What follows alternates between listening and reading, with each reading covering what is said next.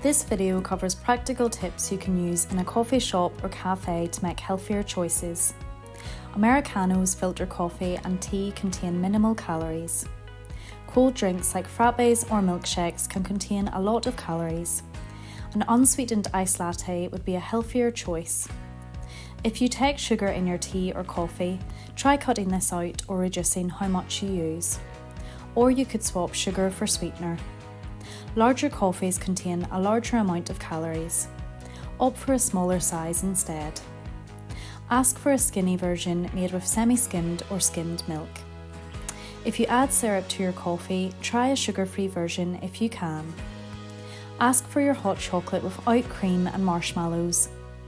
It can be tempting to have something sweet along with your coffee, which is completely fine occasionally.